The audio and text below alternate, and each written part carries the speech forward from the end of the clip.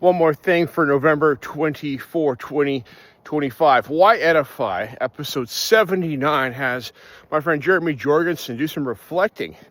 And we talk about the historical figures in the world and how those historical figures can teach us lessons about living life. But what about the historical figures in our own lives?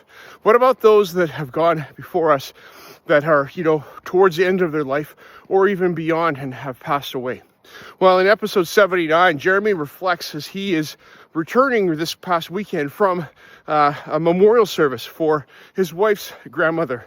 And it's called Lessons Learned from a Well-Lived Life.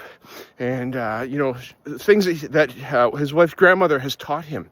And him just being observant as he was at the memorial service and being part of the family over the many years that he has been because of his relationship with his wife.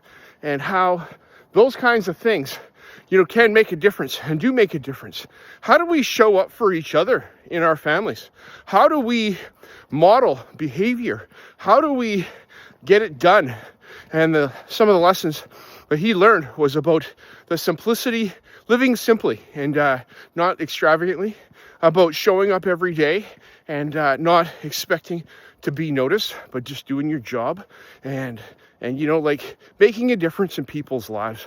And that's fantastic, Jeremy. I appreciate you sharing this. This is a significant thing to think about because we can strive to be historical figures in the world and people will remember Jeremy Jorgensen and Brian Carpenter for many years to come. But what about our family? What do they say about us? What do they say about us as we reflect and think about their lives? My father-in-law taught me a lot about woodworking. He's still here. Hasn't passed away yet, but I'm really thankful for my father-in-law and what he has taught me about woodworking and doing jobs around the house and how to get about doing that.